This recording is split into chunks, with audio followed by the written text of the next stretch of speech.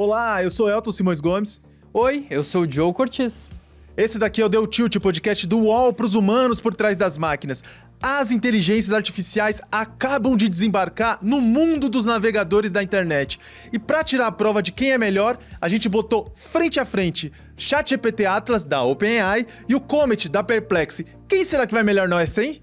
E a gente chegou na era do bico dentro do bico. Tudo porque a Uber está disponibilizando uma nova funcionalidade em que os motoristas poderão fazer microtarefas para treinar a inteligência artificial enquanto eles estão parados. A gente vai contar tudo isso em detalhes. E se elas não contam pra você, a gente conta. O que a Sora 2 e o VO3 escondem sobre o nosso mundo? Essas IAs, enquanto elas criam vídeos super realistas, elas aprendem com a gente, Diogo. A gente vai contar o que isso significa. E a internet tá cheia de pegadinhas e trollagem desde o começo. Inclusive, acho que foi isso que impulsionou a popularização da rede. Só que agora ela ganha uma nova roupagem com inteligência artificial. E a gente comenta o que isso significa pro nosso futuro. Vamos pro papo que tem muita coisa pra gente conversar hoje. Vamos nessa.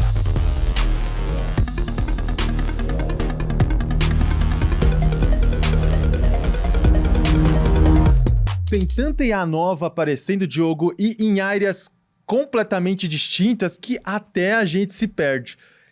Para contornar isso, e como as IAs estão chegando no mundo dos navegadores, a gente resolveu fazer a prova dos 9 e colocar as novas sensações dessa área, uma contra a outra, e ver o que sai daí, cara. É tipo um duelo de IA. Então eu fiquei com o Atlas da OpenAI, o Elton ficou com o Comet da Perplexity, e a ideia é a gente pegar alguns prompts, os mesmos prompts, rodar em cada um deles para ver quem vai melhor para cada diferente tipo de tarefa. Antes de a gente começar esse embate, vamos dar a letra aí sobre o que caracteriza cada um delas. Não é muito diferente, mas vamos dar a capivara de cada uma delas. Começa você. Vou falar sobre o Atlas, então, que eu testei mais. O Atlas é o lançamento, o último lançamento aí da OpenAI, que é a dona do ChatGPT, que criou um navegador. O navegador nada mais é essa forma como a gente usa para acessar os serviços digitais, né? E acessar sites, internet.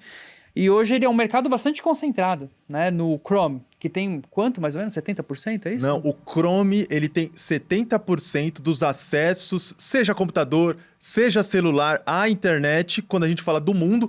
E no Brasil é mais de 80%. E aí, seguido dele, vem o Safari, que roda basicamente nos Macs e nos iPhones. Depois vem o Edge, Mozilla e ali, um pouco colado, o Opera. Mas, enfim, de repente virou uma disputa nova por navegadores.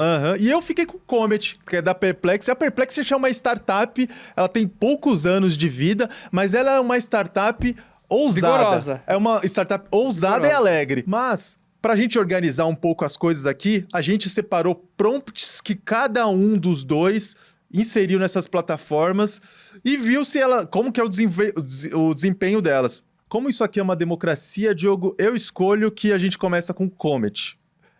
O prompt que eu inseri no Comet foi o mesmo que você inseriu, então tá tudo certo, mas eu vou comentar primeiro qual foi o resultado do Comet, depois você discute qual que foi o seu. Bom, como eu sou nada clubista, a gente começou com o Corinthians. E o prompt foi o seguinte: entre no site do Corinthians, veja quais são os próximos 5 jogos, veja se há ingressos disponíveis, onde comprar e quais são os preços. Já indique as páginas para compra do ingresso de cada partida. Coloquei o prompt, eu digitei porque eu sou old school, tem alguns erros de português aí, até pra gente testar a ferramenta, não foi porque eu errei. Foi intencional. Exato. E aí ele começa a trazer os resultados. Olha que ali do lado, ele começa a mostrar o site em que ele entrou. E aí ele vai descrevendo as ações. O Comet tem essa característica. Aí ele, inclusive, indica quando ele clica e quando ele raciocina para fazer as coisas, Diogo.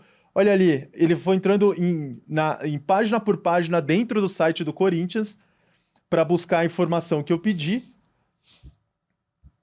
Eu achei que o raciocínio dele tá um pouco lento, porque eu não pedi para ele escolher qual é o jogador que tem que começar a próxima partida. Eu só pedi pra ele ver quais são as próximas 5 partidas. Não é lá muito difícil assim, né?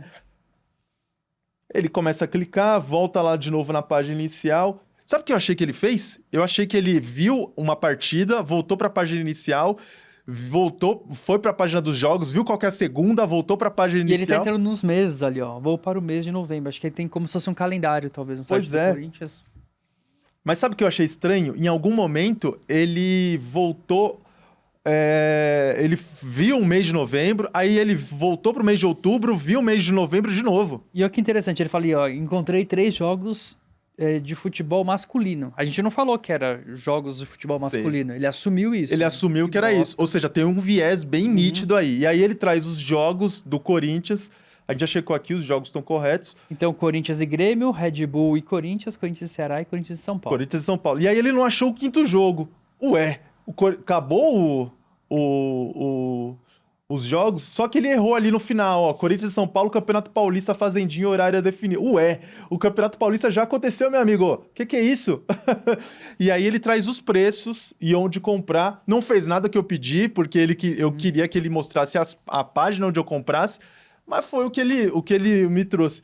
Esse cometa passou longe do resultado. Passou longe. Vamos ver se o Atlas vai melhor. Bom, vamos ver qual foi o resultado. Então, basicamente, eu entrei com o mesmo prompt.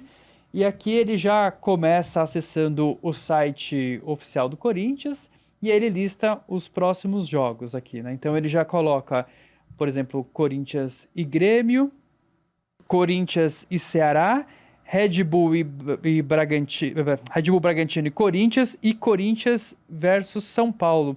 Aqui tem uma coisa interessante que no seu resultado ele inverteu, né, o segundo jogo.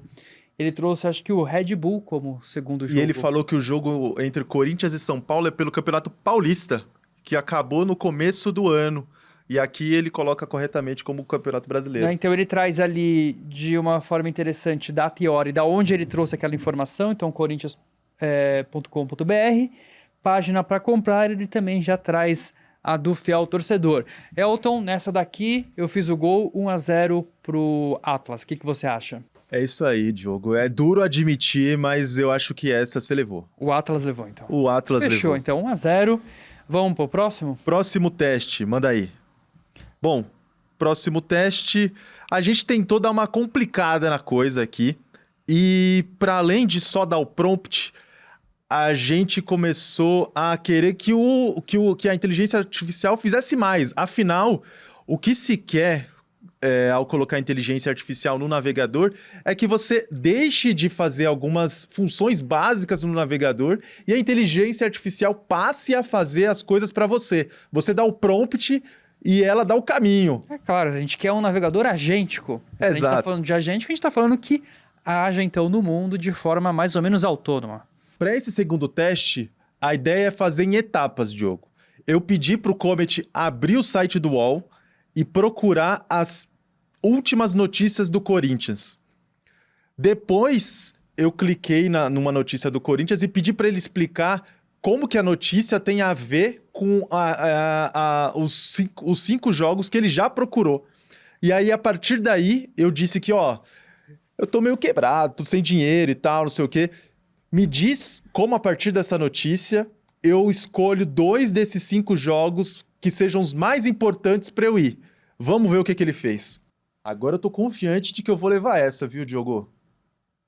Ó, ele entrou no site do UOL, dá para ver que a página do UOL tá ali do lado, porque essa é uma característica do Comet. Ele mostra a página sendo acessada e ele vai clicando na página mesmo. Ele agora tá procurando qual que é a página do Corinthians, para ele ler as últimas notícias do Corinthians. Achou a página do Corinthians, vai separar as últimas notícias, separou as últimas notícias do Corinthians, tá clicando nelas, abriu a última notícia do Corinthians ali, tá navegando por ela, voltou de novo para a página do Corinthians, meu amigo. Clicou de novo. E embolou o meio de campo. E é interessante que o raciocínio que ele vai fazendo muitas vezes está em inglês, né? Tá em inglês. E aí ele mistura inglês com português. Agora ele me trouxe as últimas notícias. Corinthians apresenta projeto de reforma estatutária. Aí eu cliquei nessa primeira. Aí eu pedi para ele contextualizar o que que isso tem a ver com os próximos 5 jogos.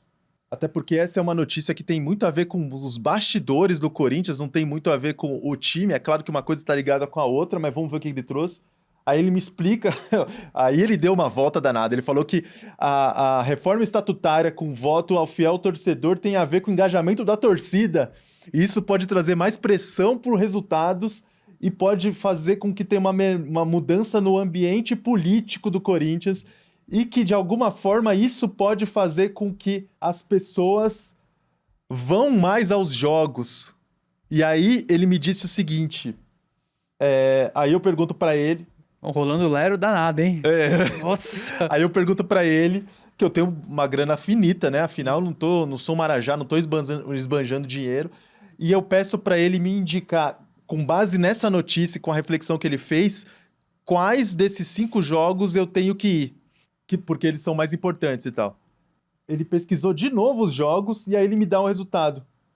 Corinthians e São Paulo, porque é o majestoso, ou seja, clássico é clássico e vice-versa. Beleza, acertou. Acertou. E Corinthians e Grêmio, porque o Grêmio tá logo acima do Corinthians na classificação. Então, se o Corinthians ganhar, vai ser importante para alcançar a Sul-Americana, talvez beliscar uma Libertadores. Correto raciocínio, hein, Diogo? Gostei dos critérios. Acho que esse ponto, enfim, é meu. Vamos Gostei nessa. dos critérios. E Eu fui você? mais ousado, cara. Você foi ousado? Eu fui ousado. A gente estabeleceu esse script, né? Aham. De fazer o teste. E eu falei, eu não vou fazer passo a passo, eu vou jogar tudo e vamos ver o que acontece quando eu aperto o botão de vai e faça. Então, Aham. eu falo para ele acessar o site e já fazer todo o processo para mim. Eu não tive que quebrar em etapas, né? Sei. Eu coloquei o prompt todo, joguei lá. E aí o resultado a gente vai acompanhar aqui. Tá. Então eu coloquei todo o prompt e mandei ver. Então em vez de... Na verdade, foi o prompt que eu já tinha colocado, né? Para abrir o site do Corinthians, assim que a resposta vier clicar no primeiro link, inserir o novo prompt, que é como essa notícia está relacionada aos só que jogos. você teve que fazer trabalho braçal, cara. Não, Sei. eu quero a IA trabalhando para mim. E aí ele pergunta, né, se quer usar o navegador para fazer isso, né? E aí eu autorizei e ele ativa como se fosse o agente dentro do Atlas. Né? Peraí, você roubou, cara. Não roubei. Você vai ver que... Você colocou para disputar com o meu Fusquinha uma Lamborghini. Não, vamos ver se ele dá conta, entendeu? Aham. E aí você vê que ele usa como se fosse um navegador dentro do navegador e ele vai controlando ali o mouse, né? E ele vai explicando ali do lado, né, o que vai acontecendo. Então ele foi na seção de busca, jogou Corinthians e aí claro que aparece links patrocinados, inclusive. E aí ele achou a seção das últimas notícias do Corinthians, né? Por Aí que ele voltou para esporte, cara? Porque ele clicou lá em cima, ó, tem um botão notícias, ele achou que fosse notícias do Corinthians, entendeu? E aí ele clicou em notícias e foi para um outro lugar. Aí ele voltou pro Corinthians. Sendo que tem jogos aqui, né? E só clicar no botão próximos ali. Muito inteligente o agente. Ó, aí ele foi para notícias do Corinthians. Opa! Aí ele tá... Brasil Aí ele dos privilégios. privilégios. Por que ele foi pro Brasil dos privilégios? Eu tenho, com certeza ser corintiano é um privilégio, todo brasileiro devia ter esse privilégio, mas eu não entendi por que ele foi pra página do Brasil dos privilégios do UOL, que conta sobre o quê? Os funcionários públicos que têm acesso a serviços e regalias que outros brasileiros não têm. Voltou pra página do Corinthians. Voltou pra notícias, tá tentando achar. Mas, enfim, depois de muitas idas e vindas, ele não conseguiu trazer o resultado que o seu cometa trouxe. Eu acho que esse ponto é meio 1 a 1 na pontuação. E aí a gente trouxe a conversa para o nosso métier, que são empresas de tecnologia. E aí a gente foi para o teste que é o seguinte. Primeiro eu pedi para o Comet falar o seguinte. Quais são as 5 companhias mais valiosas do mundo e abrir em cada uma das abas dele o site de relações com investidores dessas empresas. O que a gente queria testar aqui era a agência do navegador, porque ele pode abrir e fechar abas. E olha aí, ele foi abrindo e fechando abas, abriu da Microsoft, abriu da Alphabet, e aí essa é a tela do Comet mostrando que ele abriu as abas da página de relações com investidores da NVIDIA, da Microsoft, da Apple, da Amazon, da Alphabet. Depois eu pedi para ele fechar todas as abas, com exceção da que eu estava usando. Ele fez isso, E aí eu pedi para ele reabrir só a página da terceira empresa mais valiosa do mundo, porque eu queria que ele testasse a capacidade dele de memória e de correlação de informações. Pô, mas você foi além aí do combinado, hein? Aí ele você se abriu da empolgou, Apple. hein? Você se Ou seja, ele empolgou. acertou. Esse Acertou. cometa passou agora próximo do que a gente queria que ele passasse. Vamos ver como que foi o resultado de Atlas nessa mesma tarefa. Então, basicamente, escrevi o mesmo prompt, né? Então, list encontra as 5 companhias mais valiosas e abre cada uma no Atlas, né? O site de relação. Então, basicamente, eu pedi para listar as 5 companhias mais valiosas e abrir no Atlas uma aba. Ele abriu a aba? Abriu. Aí ele pergunta se quer abrir, ele pergunta, eu falo que sim, abre, e aí ele abre uma aba para cada uma das empresas. Certo. Funcionou perfeitamente também. Uhum. Eu não pedi para ele fechar depois, não fiz essa brincadeira adicional aí nesse extra time que você teve. Eu acho que você deu uma roubadinha, hein? Por quê? Você não foi... Olha, o Atlas olhei. abrindo as Todas páginas. aí, ó. Abriu certinho. Acho E aí? que os dois pontuamos, certo? Tá, então fica 2-2. 2-2. 2-2, sem vencedores. Sem vencedores por enquanto. Mas qual que é a sua análise geral desses Até novos agora? navegadores? De 0 a 10. De 0 a 10, eu acho que 6, porque o navegador promete que a gente pare de fazer coisas, pare de clicar, pare de executar algumas ações e que a IA substitua esse tipo de ação. A IA faz isso, só que ela demora um tempo além do que um humano faria. O agente de IA do Atlas, por exemplo, demorou 5 minutos para fazer uma tarefa que eu ou você faríamos em muito menos tempo. O Comet demorou 2 minutos e alguma coisa, o que já é tempo suficiente para que a gente pudesse ter feito essa e várias outras coisas. Então, por enquanto, 6. Precisa uma eficiência um pouco maior. E você? Como é que você tá Vou nessa? por aí também, acho que dou nota 6 para esses navegadores. Eu acho que eles mostram um potencial, só que a gente precisa também entender que eles estão chegando com um agente para colocar no mundo digital que não é agêntico. Então, acho que tem esse desafio também. Então, é acessar site, clicar, tal, é meio uma função ingrata.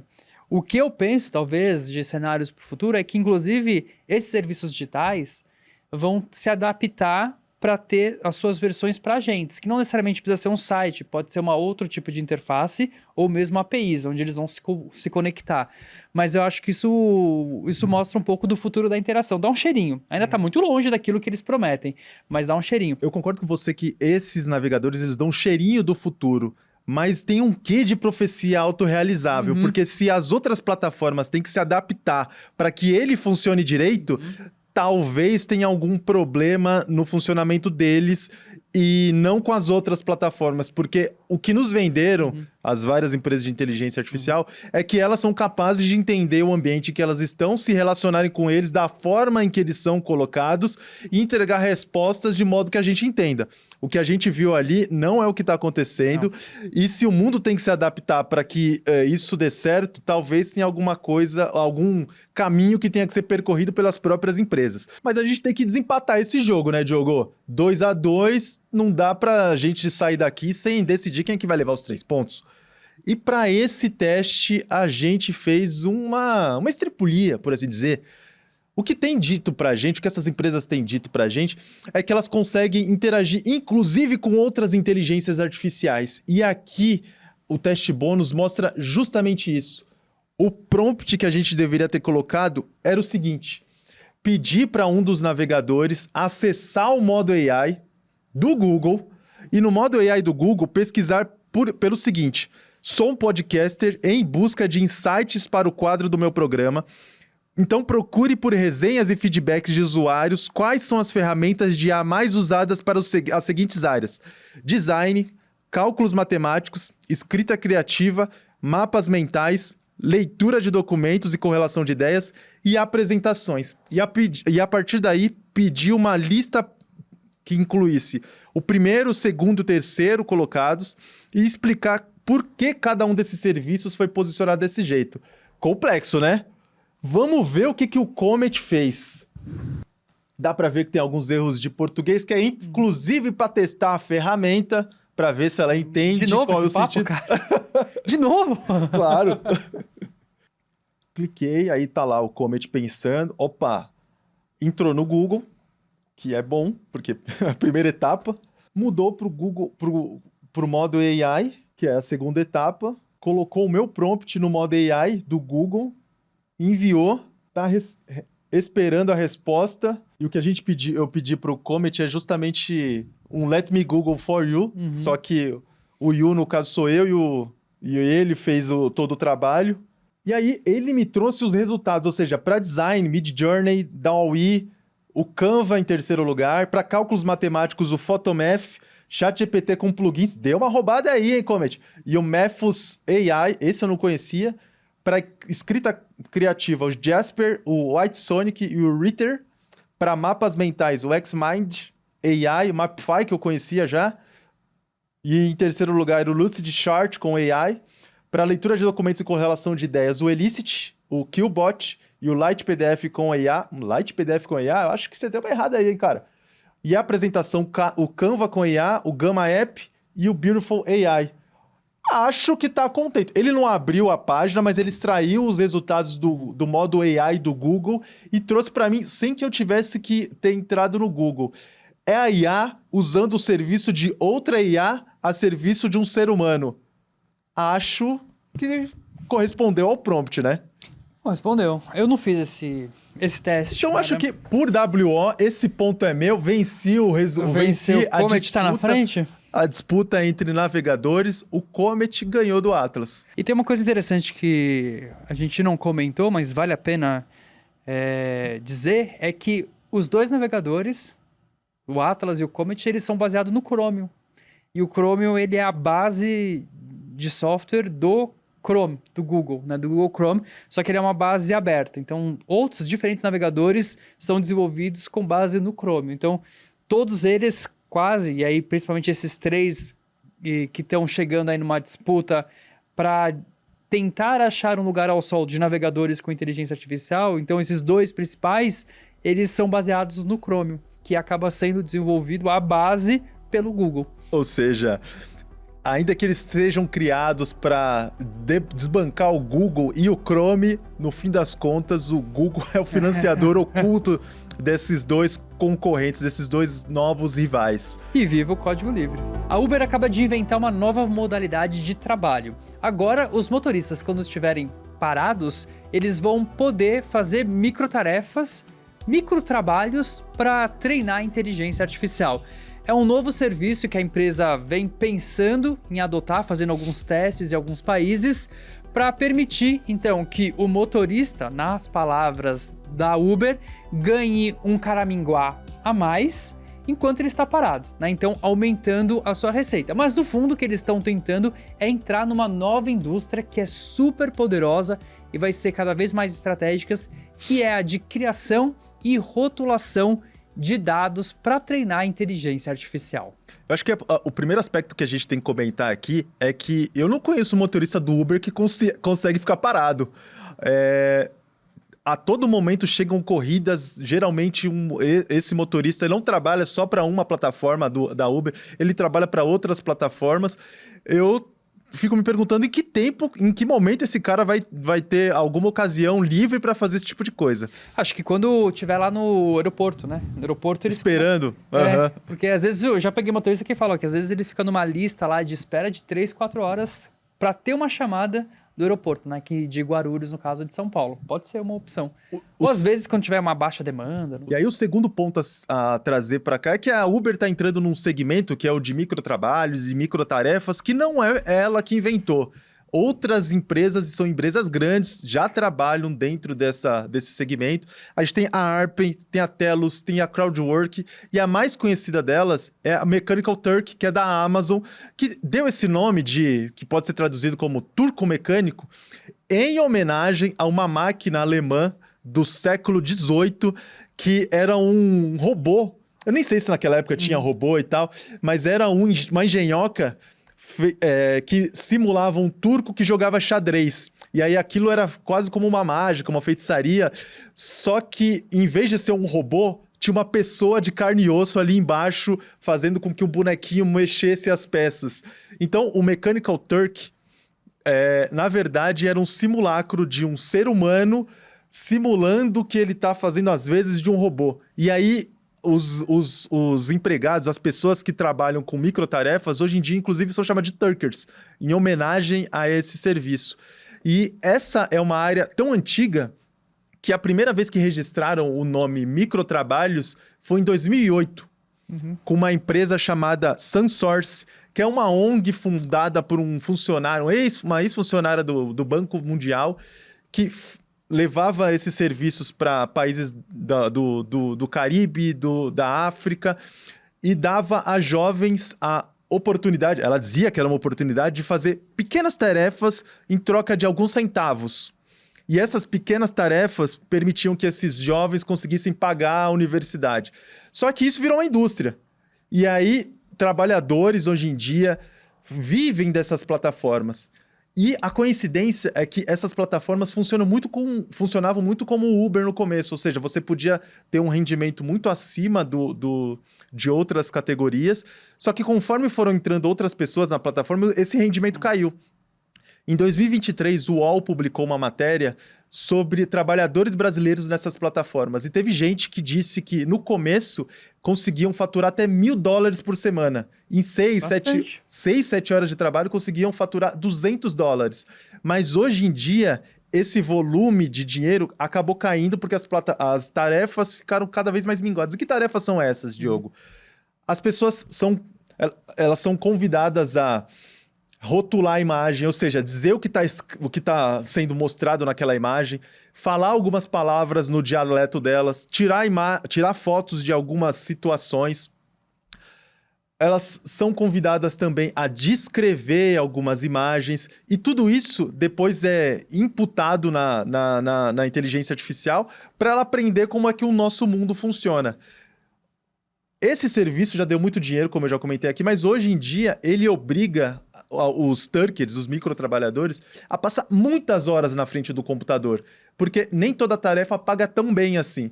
E aí teve gente que contou pra gente do UOL que ficou mais de 16 horas na frente do computador esperando um trabalho que pagasse razoavelmente bem. Isso me faz pensar que, de alguma forma, a Uber junta o segmento dos motoristas de Uber, que já passam muitas horas dirigindo, com outro segmento, que é dos microtrabalhadores, que já passa muitas horas na frente da tela do computador, na tela do celular. E, de todo modo, são duas categorias super vulnerabilizadas, né? É quase uma precarização dentro da precarização. Porque Pois você é. vai usar o tempo livre ali da pessoa que já está num serviço precarizado para trazer ali algum gostinho de esperança de alguns centavos, algum dinheiro a mais. Então, essa é uma estratégia do Uber, inclusive, de usar essa massa de trabalhadores que já estão à disposição. Porque uma das dificuldades que as plataformas também têm é de atrair pessoas para fazer esse tipo de serviço. Então, uma nova plataforma, ela precisa atrair pessoas. Então, esse é um grande desafio que tem.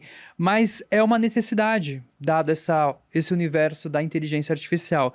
Então, quando a gente está falando da Meta, por exemplo, recentemente o Zuckerberg comprou a Scale AI, pegou o Wang, né, o que era o CEO, o fundador da empresa, colocou ele como chefe desse super laboratório de inteligência artificial, ou melhor, o laboratório da superinteligência da Meta, e comprou por 14 bilhões. Sim. Foi uma coisa assim. E o que faz a Scale AI? Basicamente, a criação e rotulação de dados. Porque a gente vai precisar e vai ser demandado cada vez mais dados que são específicos, né? Para trabalhos que são específicos. E é uma coisa muito trabalhosa e, ao mesmo tempo, muito custosa também. E aí, por isso que eles vão atrás de mão de obra menos qualificada, às vezes em situação de precarização, para conseguir isso. Eu trabalhei um tempo com essa parte de pesquisa de inteligência artificial e a gente começou a criar conjunto de dados, né? E aí a gente pegou até um dataset que era sobre emoções, só que foi um dataset que foi criado pelo Google sobre emoções, mas era em inglês. E a gente queria criar em português. Então, a gente estudou como é que foi o processo de criação que o Google utilizou. Então, basicamente, o Google coletava os dados e aí ele ia para o Mechanical Turk e pedia para as pessoas anotarem. E tinha 30 categorias de emoções e as pessoas tinham que escolher ali. Nessa frase aqui, é mais ódio, é raiva, é tristeza, é admiração. Eram 30 categorias, eram bastante categorias. E depois eles criaram um conjunto de dados e isso ficou disponível. Só que depois, posteriormente, novas pesquisas foram feitas a partir desse conjunto de dados. E aí se percebeu o quê? Que o conjunto de dados ele tinha uma qualidade muito baixa. Por quê? Aí foram investigar, o Google usou o Mechanical Turk, né? Os pesquisadores usaram o Mechanical Turk para indianos rotularem aquilo. Então, nada contra indianos, mas muitas vezes sem garantir que aqueles indianos tinham um domínio da língua inglesa, então eles não passaram por esse filtro inicial, né? Na Índia se fala inglês, sim, mas tem gente que não fala inglês ou não tem uma fluência tão grande. E segundo, não eram especialistas na área de psicologia, neurociência, antropologia, qualquer coisa que conseguisse entender melhor a questão das nuances da marcação para isso que estava sendo feito, né? Que era anotação de emoções. E a gente aqui no Brasil, a gente fez de uma forma diferente. A gente recrutou, fez parceria com a universidade e pegou os alunos de mestrado e doutorado para eles fazerem essa rotulação pagando um valor justo, né? Inclusive, às vezes ficava maior do que a bolsa que eles recebiam por mês. Então, foi uma estratégia interessante, mas é isso, é a luta pelos dados. E aí, recentemente, a Uber, ela comprou uma empresa para incorporar no seu serviço. E hoje a Uber ela está prestando esse serviço. A gente ficou até na dúvida, né? Será que a Uber vai usar só para os seus serviços internos, para melhorar seus modelos de inteligência artificial, pensando em carros autônomos? Não, mas a gente acessou, inclusive, o site da Uber, eles estão vendendo esse serviço de anotação. Né? Você consegue ir lá clicar para falar com o Uber para contratar esse tipo de serviço. Então, é usar essa força de trabalho precarizada que ela já tem ali para colocar uma camada adicional de serviço.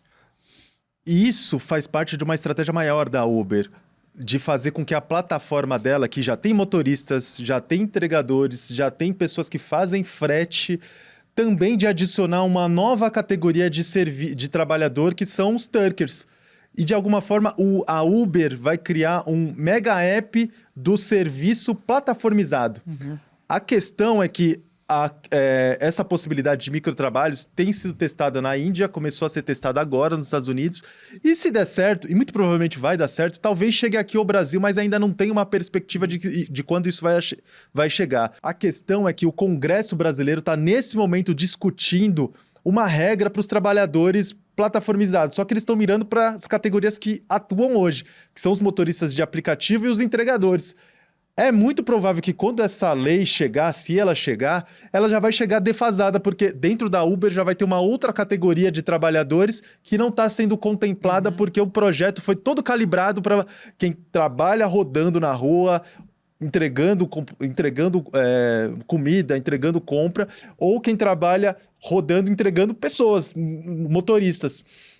É um projeto que já tem tido pouca adesão entre os trabalhadores, porque eles não se veem como uma categoria uniforme, eles se veem como empresários, alguns deles se veem sim como trabalhadores, mas é possível que, se a regulamentação não olhar para essa nova onda de trabalho vulnerabilizado e plataformizado e tentar focar em casos de uso, talvez ela deixe muita gente de fora, Diogo. Exatamente, porque assim, são novas modalidades que vão surgindo, né? Então, a gente precisa se adaptar para essa nova situação. Então, é interessante ver esse movimento da Uber, mas especialmente como governos vão responder a isso, né? Como a gente vai entender essas novas relações de trabalho ou de prestação de serviço. Quando a gente fala de ferramenta de IA de vídeo, tipo o Sora 2 da OpenAI ou o VO3 do Google, a gente sempre fica com a atenção focada em como eles conseguem produzir vídeos super realistas que podem enganar muita gente desatenta.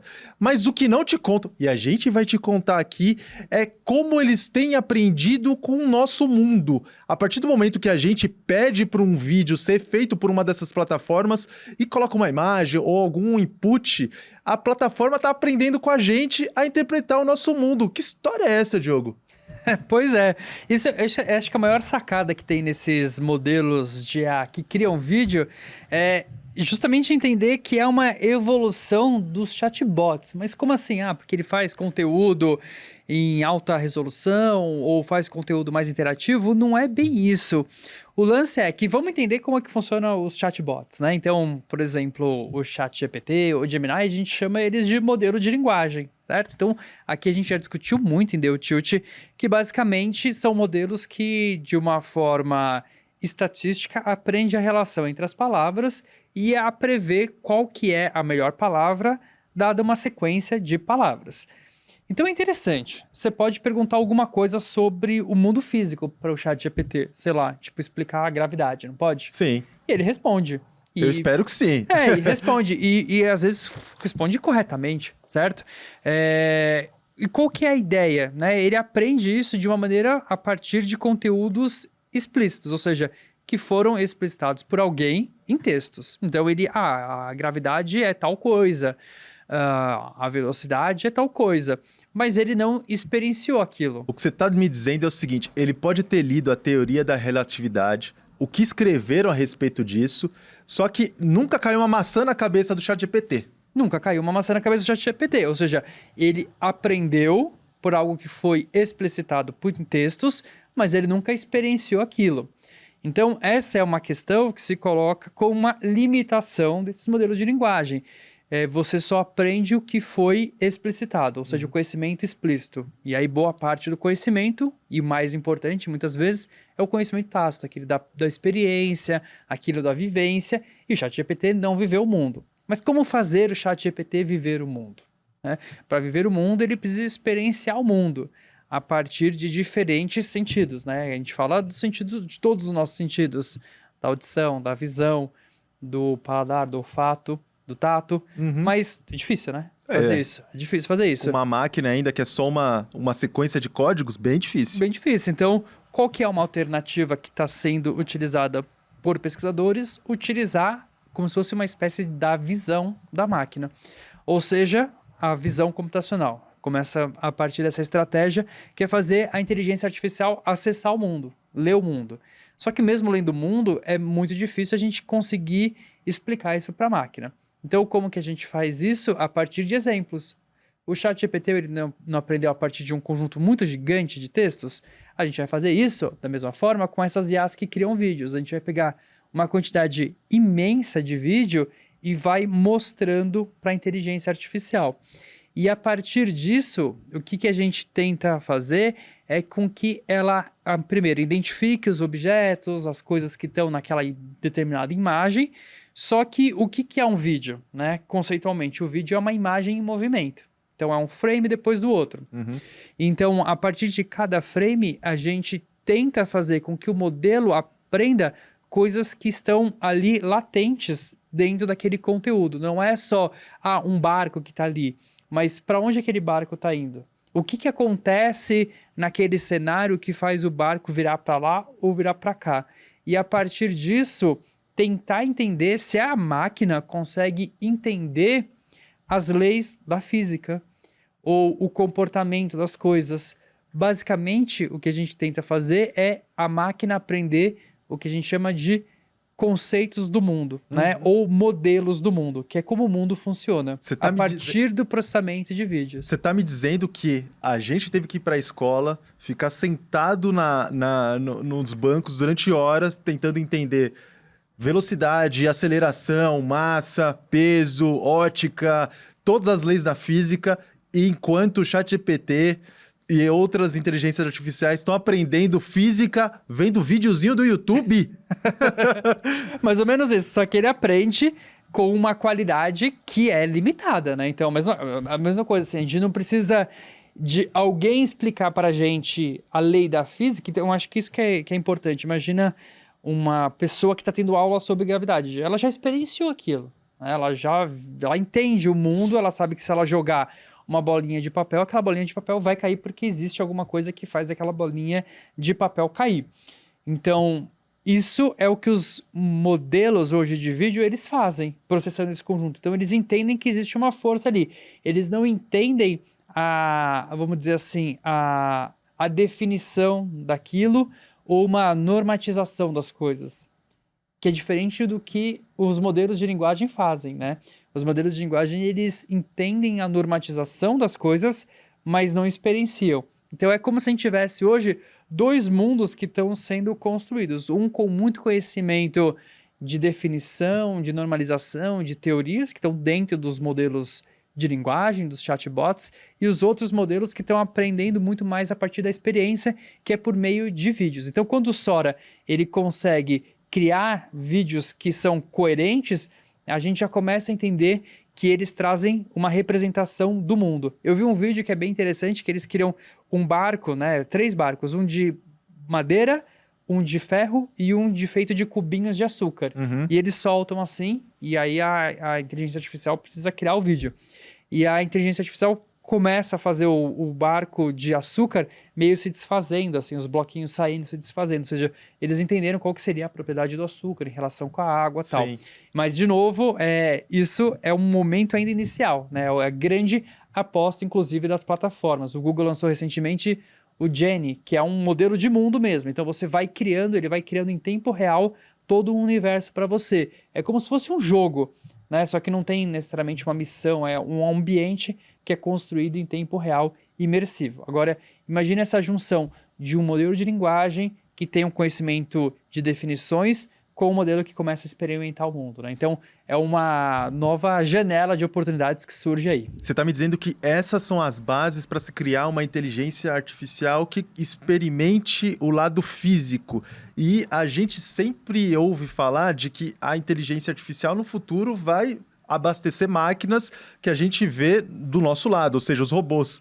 A gente agora está no meio do caminho entre uma coisa e outra. A inteligência artificial que sai daquela tela fria de uma caixa de texto e pode passar por meio desse caminho que o Sora e o VO3 estão fazendo para um robô. Eu acho que é um caminho. O grande desafio é que a gente não sabe exatamente como fazer essa junção, né? Porque dentro desse modelo de vídeo ainda é um vídeo que ele gera, sabe? É um conteúdo de vídeo. É como extrair um conhecimento a partir disso para que seja generalizável, por exemplo, para ser colocado dentro de um robô se comportar no mundo físico.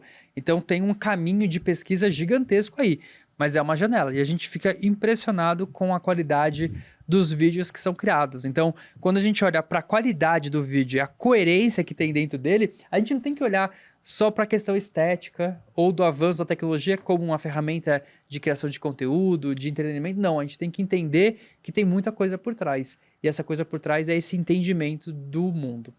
Para dar corpo, para mostrar do que a gente realmente está falando, eu trouxe um vídeo meu, pulando de paraquedas, para mostrar como a inteligência artificial pode ou não interpretar. Eu não faço ideia do que ele fez eu dizer ali, mas dá pra gente ver que tem um vento mexendo ali, a pessoa tá caindo, de fato, e tem nuvens e ele tem mostrando a dimensão, as distâncias entre as coisas. E assim, eu fiz isso no VO3, e o VO3 nunca pulou de paraquedas, nem nunca viu o céu. É disso que a gente tá falando. Ele processou uma quantidade muito grande de imagens de salto de paraquedas, e a partir disso ele começa a entender, e aí isso que tá o grande desafio hoje.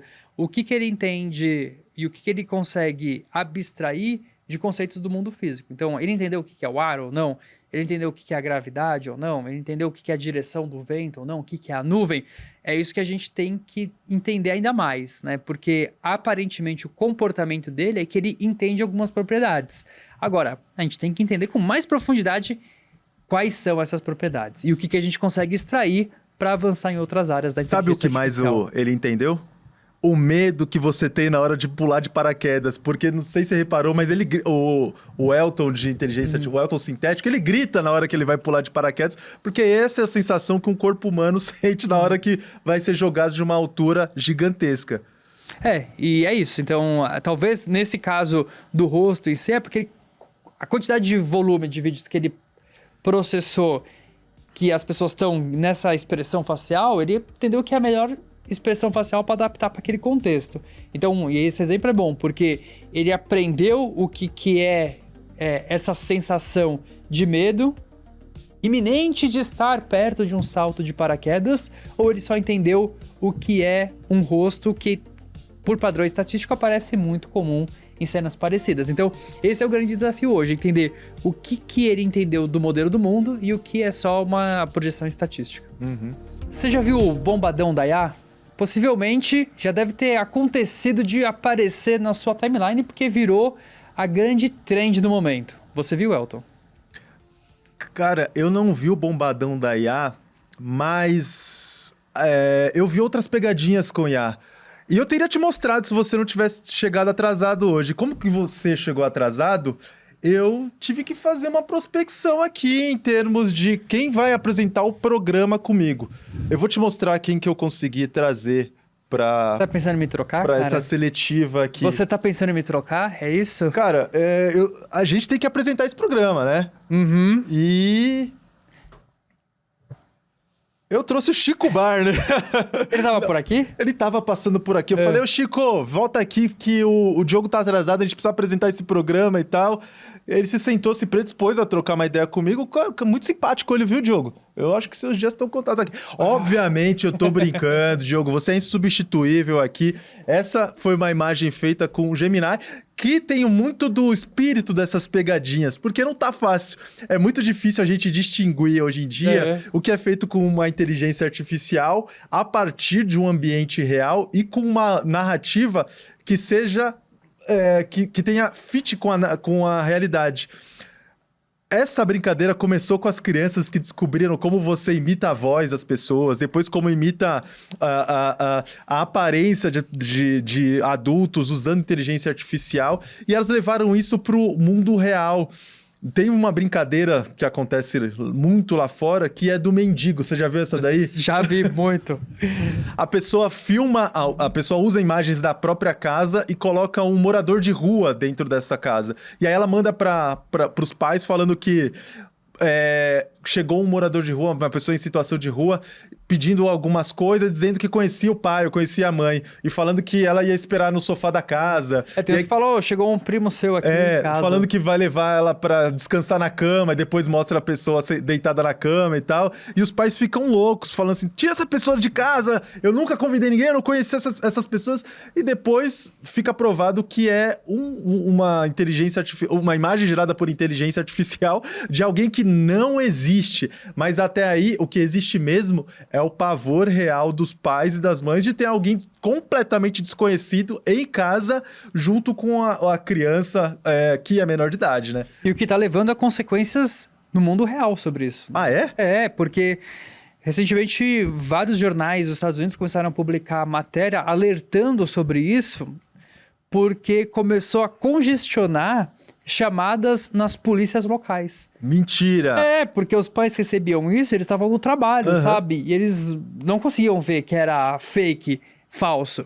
E aí eles ligavam pra polícia, tipo, desesperados. E começou a ter muitas chamadas. E aí a polícia começou a fazer campanhas falando, gente, vamos parar com essa brincadeira porque tá impactando um serviço público que é essencial para garantir a segurança, lei e ordem. Então, olha só, impactou o mundo real. Mas, de fato, as coisas estão ficando cada vez mais imperceptíveis. E tanto é que a gente tem um Google Drive aqui, que a gente coloca alguns conteúdos que a gente vai colocar, e eu vi essa imagem do Chico Barney, e eu falei, mas que cacete é essa foto aqui? O que o Chico Barney vai fazer no The Tilt? Será que vai ter algum quadro? Eu não percebi inicialmente que era fake. Ah, é? E... obviamente essa brincadeira já chegou ao Brasil, tanto é que agora as mulheres, as esposas estão trolando os maridos. Bombadão. Falando assim, você demorou muito pra consertar a pia aqui de casa, eu chamei o Gerson. Aí o marido responde, quem é Gerson?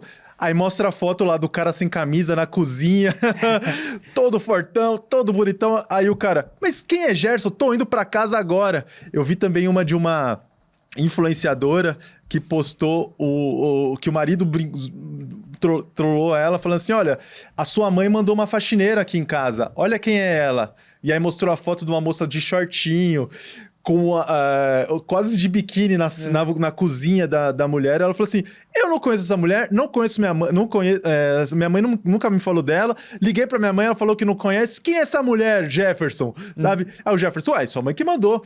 Aí o Jefferson continua na história. Ela agora vai subir na escada porque ela tem que mexer ali. A mulher fica maluca. Mas tem de um influenciador que ele fez em tempo real.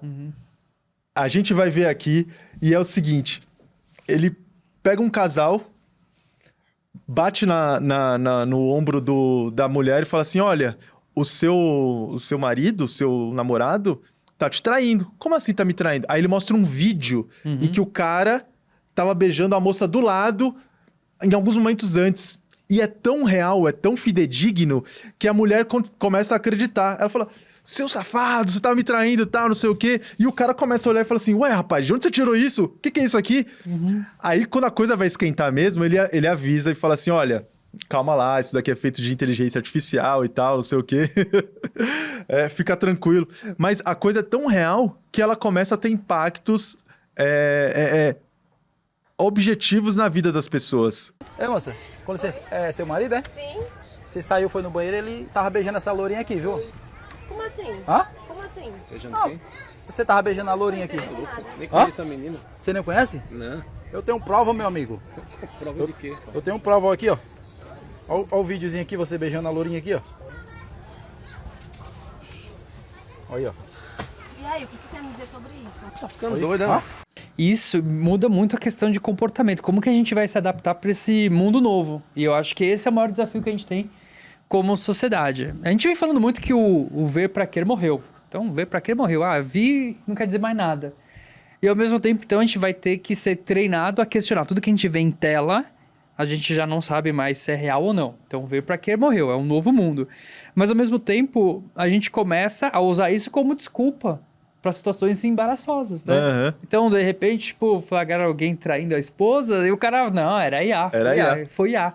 Então, a gente vem perdendo o tracking do que é a realidade, pelo menos no meio digital. É um desafio enorme de garantir essa questão de autenticidade e de proveniência, né? Que é algo que a gente fala bastante na área técnica, de como rotular esses conteúdos para que eles sejam identificados como conteúdos feitos por inteligência artificial. Isso é a nova fronteira. E só para conectar esse assunto com uma discussão um pouquinho mais elevada, algumas semanas atrás, rolou uma nova carta da Future of Life, em que milhares de pessoas assinaram a carta pedindo para que as empresas suspendam o desenvolvimento de uma inteligência artificial geral, aquela que vai substituir a cognição humana e vai ser muito superior ao que a gente entende como ser humano. E você fez um comentário, e eu concordo muito com o que você comentou, que é de que talvez a sociedade vai começar a entrar em algum colapso, não porque a inteligência artificial vai começar a substituir a inteligência humana, mas porque ela vai produzir efeitos um pouco mais básicos no nosso comportamento, na nossa dinâmica como sociedade, antes de que a gente chegue nesse futuro distópico, por assim dizer. E esses exemplos que a gente trouxe como pegadinhas, como brincadeiras, que fazem com que as pessoas acreditem em coisas que não aconteceram, mas porque elas são muito críveis e foram produzidas por inteligência artificial, é um exemplo deles. Porque se isso se massificar, não é só a polícia que vai falar assim, pelo amor de Deus, pais, parem de me ligar porque os seus filhos mostraram fotos de mendigos sintéticos feitos com inteligência artificial na casa de vocês. Vai ser os bombeiros falando assim, gente, não tem nada, não tem lugar nenhum pegando fogo, parem de acionar a gente. Vai ser os sistemas públicos de saúde dizendo que não tem pandemia porque vocês encontraram algumas imagens na inteligência artificial. A realidade vai estar em disputa. E aí, ter acesso ao que é real vai virar um direito que vai ser de muito pouca gente. Imagina o efeito disso, por exemplo, para a democracia. Nossa senhora. Né? Para a democracia, como que serão as eleições dos próximos anos a partir disso? Porque é isso, né? Então, a gente já não sabe mais o que é real em tela e a gente, então, vai passar a questionar. E aí a gente vai questionar até o que é de fato real. Então, eu acho que isso é um dos maiores perigos e os maiores desafios que a gente tem nesse processo de transição que a humanidade está vivendo. Com esse futuro sintético, mas nada muito distante do que a gente vive, a gente vai ficando por aqui. Eu sou Elton Simões Gomes. Eu sou o Joe Cortis. Esse daqui foi o Deu Tilt, podcast do UOL para os humanos por trás das máquinas. Até mais.